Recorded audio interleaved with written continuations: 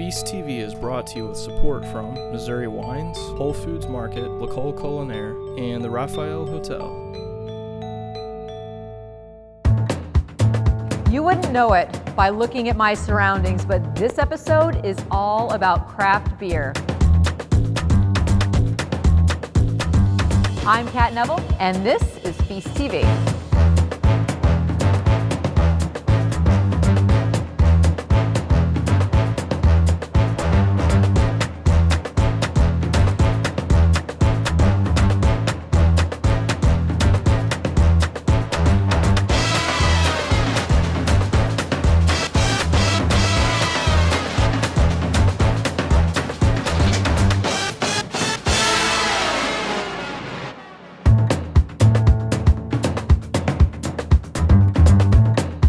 In this episode, we're exploring craft beer in all of its sudsy forms, from the big guys to the small startups. We are going to take a look and a taste of what's happening in craft beer across the region. So let's get started.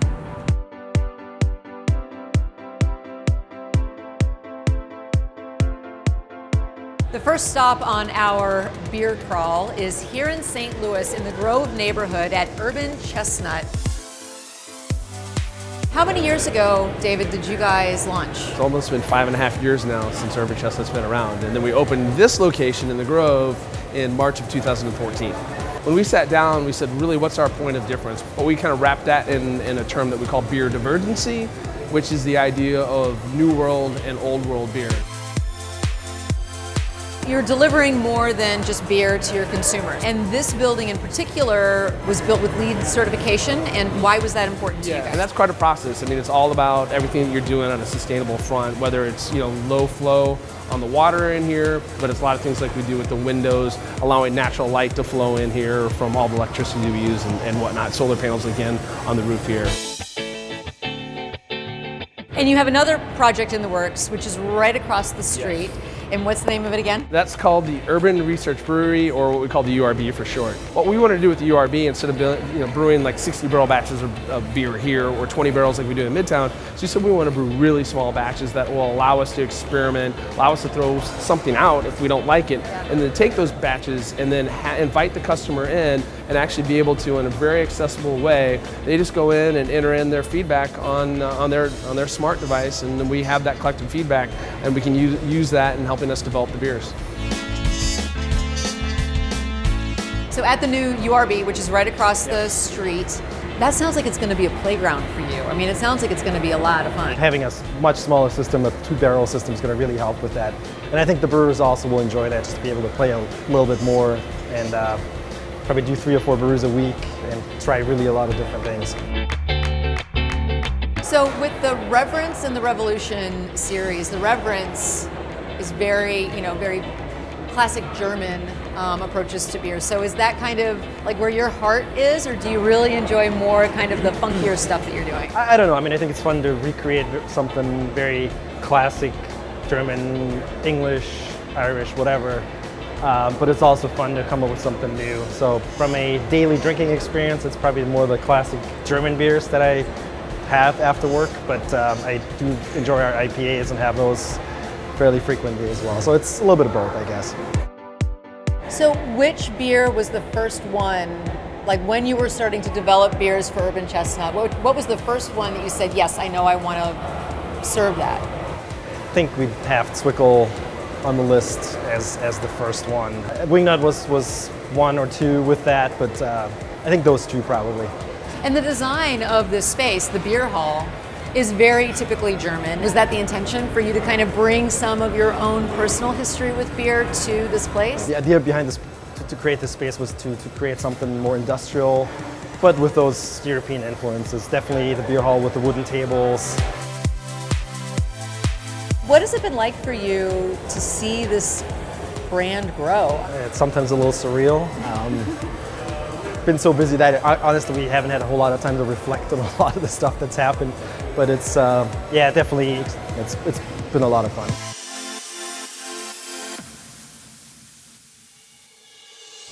Well, it's time for us to leave Urban Chestnut and head down to Springfield, Missouri to visit another really well-established craft brewery. It's called Mother's, and they're doing some really fun stuff, so let's head there now.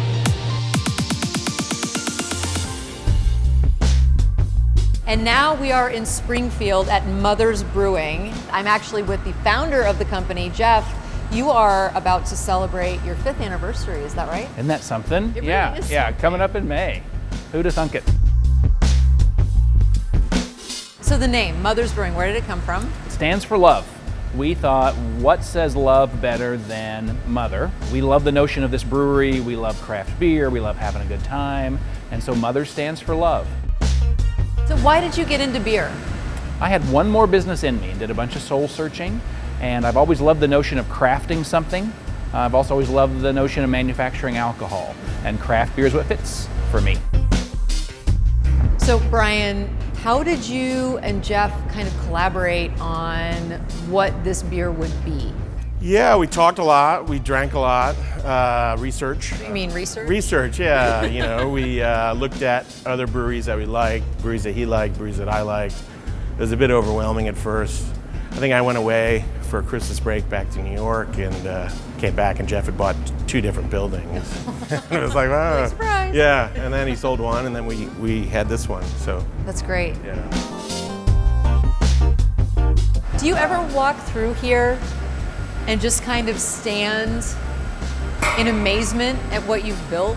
Every once in a while, yeah. When you get a little misty, Yeah. when you think about that, when you think about what wasn't here. What would you say characterizes a mother's beer? I would think probably balance. You know, I think our hoppy beers are really hoppy, but they're still kind of balanced. Our barrel-aged beers are still, they're not so over the top that you don't want to have a whole glass of it. We started with 4 beers. We typically now brew about 65 different beers a year, 65 or 70. Most of them we only sell here in the tasting room at the brewery. They're experiments, they're ideas, they're half-baked ideas sometimes. And then we probably package between 15 and 20 beers. So a lot of the beers that you have here aren't available in stores. And this is kind of a testing ground. Yeah, too. definitely. We'll drink one actually. This is Crema Delica. It's a cream ale, but it's part of a larger project that we're doing. So this is the base, the sort of the test of the base for the cream ale without the coffee, chocolate, vanilla in it. This will be PG and the other is going to be R. One of our deals is that we're true to flavor as opposed to true to style. So we love to mishmash styles together to make something new. The small tanks are for experimental brewing, which we love doing that. This is Raspberry Imperial 3 Blind Mice. So we started with a 3 Blind Mice and it was like, I think it took us all by surprise that it was our most popular beer. We liked the base flavors that it had. We put some on raspberries. We put some in bourbon barrels. And this year, we're going to bring our 3rd variant of Imperial 3 Blind Mice out. It's going to be sort of a riff on a Dark and Stormy, so it's... So fun. Yeah, I hopefully. mean, beer used to be just cut and dry. Here's the beer. It's a very standard, very traditional recipe. And the stuff that you guys are doing with this to play around, I mean, putting these things on raspberries, and I mean... People have different tastes, and we want to try to capture as many people as we can under our umbrella and have something for everyone. This beer is delicious, but you're going to have to come here to Springfield to get it. Cheers. Cheers. Thank you. Thank you.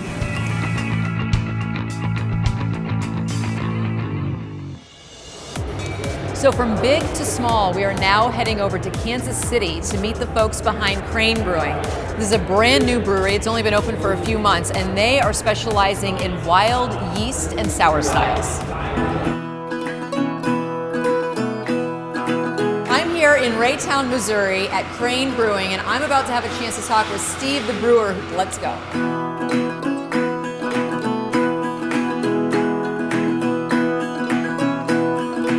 A lot of the folks here have been veterinarians and biologists.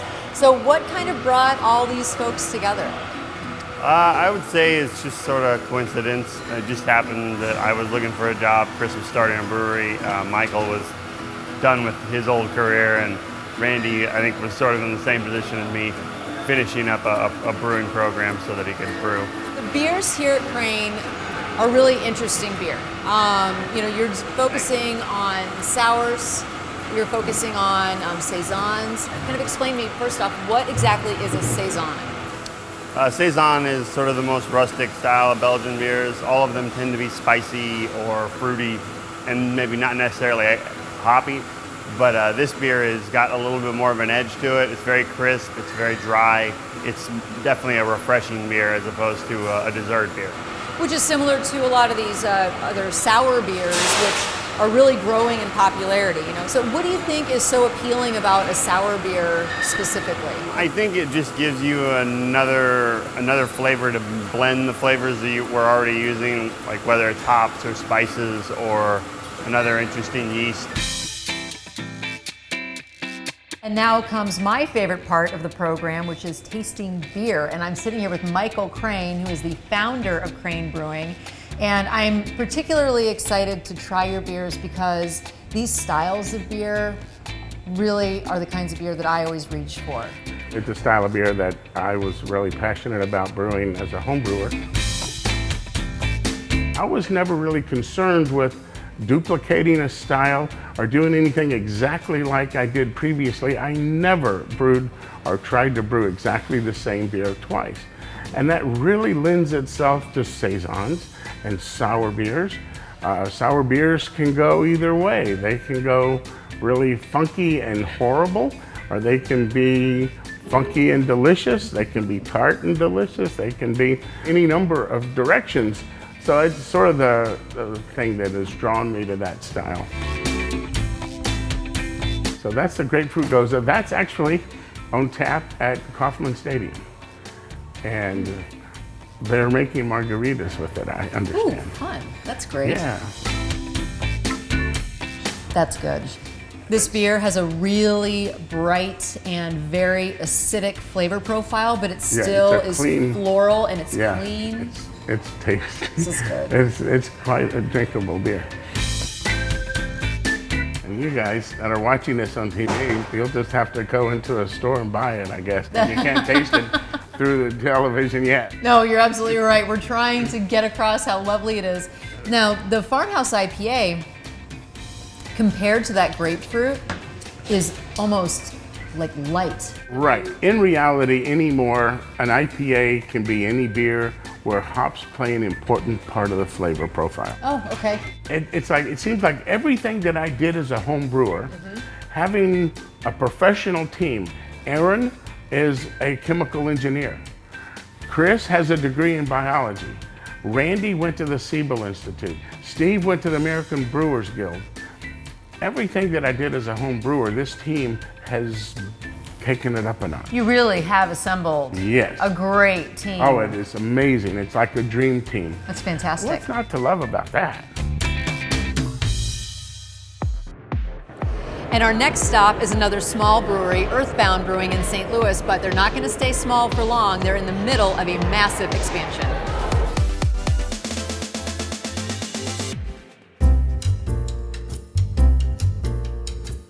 And now we're at Earthbound Brewing in the Cherokee Lemp District in St. Louis, and this is a wonderful craft brewery that has been built on weird beer. And when I say built, I mean it has grown exponentially and very, very quickly. And so what do you attribute that growth to? People are really excited about craft beer and sort of the boundary pushing nature of craft beer, and we certainly push a lot of boundaries here and pay a lot of attention to detail. So explain to the folks watching, what does weird beer actually mean? My definition of weird beer is we've solidified really staple-based recipes. So we'll take a pale ale or a brown ale and add an interesting adjunct ingredient, and an adjunct in beer is just something in addition to your hops, water, and grain.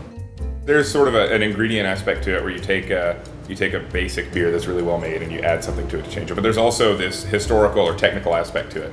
So we took a recipe that there's not even a recipe for it. It's the first recorded history of brewing in Bavaria, which was 800 BC, and it was a Celtic king's tomb findings. They found some potsherds that had this residue on them that they attributed to a black wheat beer that was brewed with oak leaves. So we went out and picked a bunch of oak leaves and we steeped a tea with the water overnight, used the tea to brew the beer, and used no hops, and we let it sit with wood chips to simulate oak aging for about 4 months. And the result? It's incredible. It was probably one of our most popular beers. We saved 2 kegs of it for our first birthday. It was the first beer we ran out of at our birthday. And right here we have the Chinese 5-spice porter. Oh, wow. Pretty good. That's really delicious. Right? Yeah, it's pretty good stuff. So when we made the Chinese 5-spice porter the first time, we were like, wow, this tastes a lot like Café Sudo, the Vietnamese coffee. It's really close, but it's really dry. So we used a little bit of milk sugar, some lactose, which is non-fermentable. And so the beer now has this really soft richness to it that's a lot, like almost creamy. It's got this really big mouthfeel. And so it's like a big beer that's got the traditional flavor markers for a Vietnamese coffee. And this is our red gruit. So we've done about probably 20 gruits at this point. The gruits are beers that don't have any hops in them. I love this. It has a sour. Each of those herbs can replace for bittering, usually not as intense as the hops do, but also add their own flavor to it. Rosemary Juniper Rye Pale Ale. I'm excited to try this one. Oh, I love that. Yeah, the rosemary really stands out the most to me. It has a gorgeous color. Yeah, to it really does. It comes out a nice amber color. The Rosemary Juniper Pale Ale is one of my first homebrew recipes from 5-6 years ago. I thought about doing a really big 7% pale ale that we used some rye to give it a nice dry spicy character, and then using rosemary and juniper at the end instead of hops to tie it to kind of form a liaison with the food, but also give it that really nice woody astringent character. So it's a big robust beer that's like huge, it's a big mouthfeel, but then it cleans out really dry because of the juniper. The idea was we were going to open up, we were going to run it for a year, so we knew how to run a brewery, get all the ins and outs figured out, know what the money looked like, and then figure out, do we want to keep running here, do we want to franchise out, do we want to expand, do we want to just close it and walk away, something, we were going to run it for a year. 3 months in, so in February, we were like, okay, we have to expand. So right now I'm standing in what will be the new Earthbound Brewery. This was the Cherokee Brewery from 1866 to 1899. And behind me, you can see this beautiful barrel vaulting on the ceiling, the original beams. It's really exciting to see that they're bringing this space back to life. Underneath the ground floor, there are 2 separate basements. They were filled in with construction fill.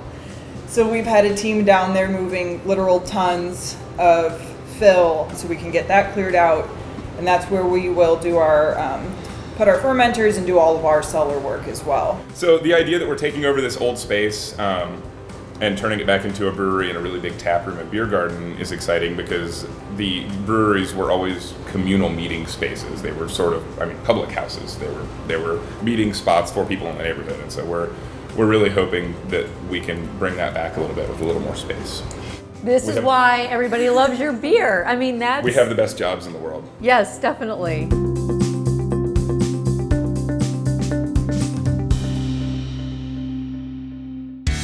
So when small craft breweries need to scale, what are the options that they have? There is a brand new company that has just launched in St. Louis, Missouri called Brew Hub, and it is helping craft breweries across the country to scale up. Let's go visit them now.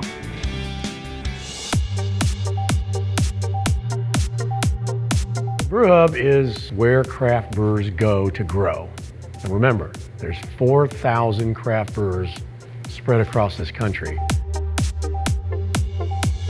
When we looked at the business opportunity, we said, all right, could we build an infrastructure or an incubation center, if you will, or a platform, we've been called all those things, to take a craft brewer, no matter where they are, to the next level, whatever that is. Everybody has a growth challenge to either get to a next level, new packaging, new geographies, whatever it might be, we will be able to come up with a solution. We've built regional brew hubs, which are based in a geography that craft brewers can come essentially to our infrastructure, and we become a better team together, and we solve problems for them. There's basically 2 parts of our business. The one is helping folks on the production side, get them in the test cycle. We brew it and scale it up. We put it in different packages and offer them all those solutions on the brewing, production, and packaging side. The second half of our business is really route to market. Where and when they need help in route to market, of course, steer them to distributors. We can help them on price analytics, we can help them on government affairs, licensing, you name it. I mean, all those functions, which if you've never been in the beer business or just getting in the beer business, it's a daunting task. Most of the guys that we deal with, the smaller guys, they know how to make beer, they're passionate about it, but they don't know all of the intricacies of the beer business. We're trying to make all those things happen without losing the base innovation and closeness of that craft brewer, that real artisanal positioning. We want to make sure that's still alive. Never get it too big so they lose that element. All the things that you see here were put in place because they were things that craft brewers don't have access to. So the lab technicians and the technology in there is equivalent to some of the highest level guys in the business. So the same dynamic's going to happen in the Midwest or St. Louis Brew Hub. You're going to have local and regional players that we're going to help grow from inside out. And we've done all that work up front. So once we flip the switch and get the brewery starting to build, you'll see all these brands that we're going to announce. And it's pretty exciting because who wins is the distribution, the retailer, and ultimately the consumer is going to be able to get some really neat craft brands in this region where they probably wouldn't be able to get it for years.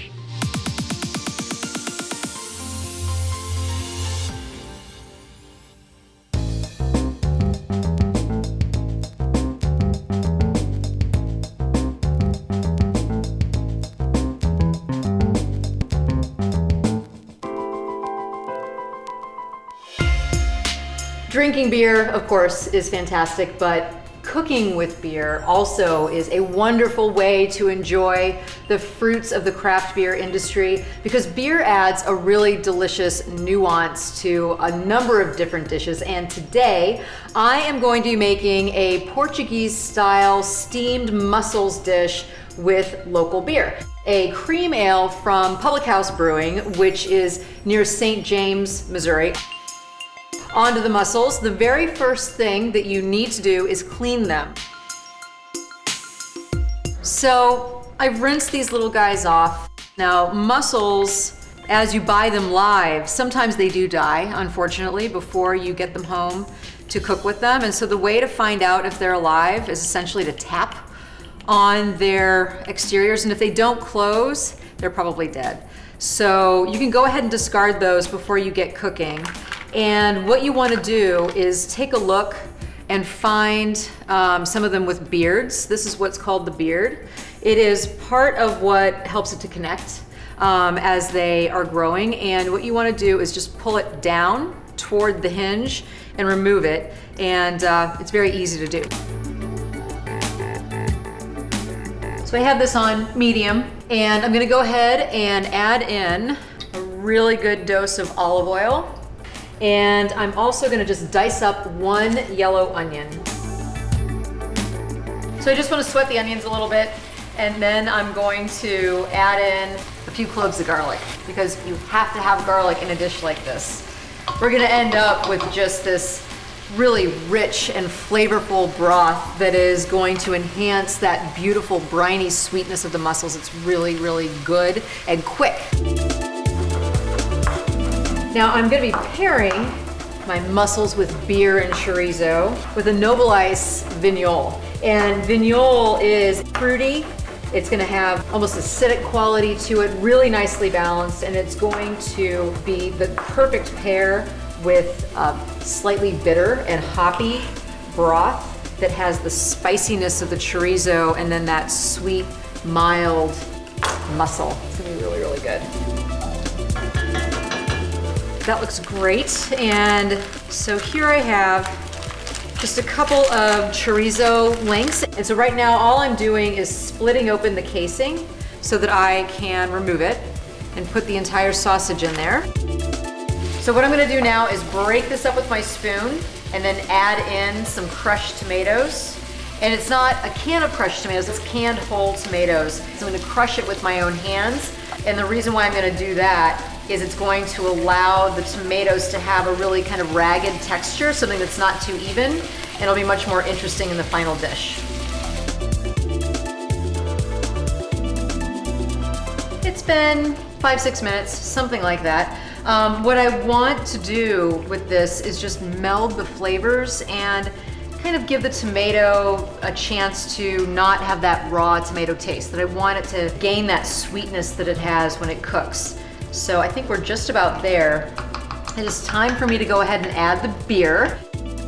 So I'm gonna add 2 beers at least, and then I'm gonna judge how much liquid I have and maybe add a third. I think this is probably plenty of liquid. I'm gonna turn the heat back up just a tad, just to get it back to a simmer. I'm adding in just a little bit of cilantro. All right, in they go. Give them a final shake and make sure as much of that remaining water is off. Stir that real quick, make sure they're submerged. Okay, I'm gonna wait about 3-5 minutes and then they're gonna be done.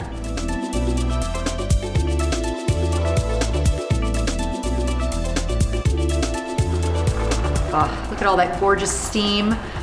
My mussels have popped open, they look perfect. This is exactly what I want them to look like, so I'm gonna go ahead and turn the heat off and just serve them up.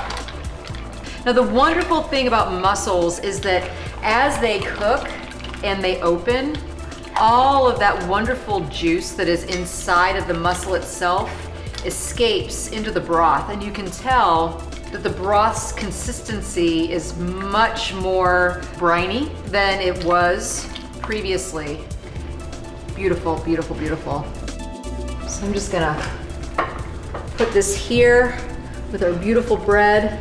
Just a little bit of cilantro over the top for some additional flavor. And there you have it. Beer steamed mussels with chorizo and onion. Wonderful. I mean, really great stuff. And I am pairing that, as I mentioned, with a Vignole from Noble Ice. And this is a dry white wine. It's gonna be a great pair with these hot and spicy and steamy mussels. Oh, I can't wait to dig in. So thank you for joining me for another episode of Feast TV, and I'll see you next time.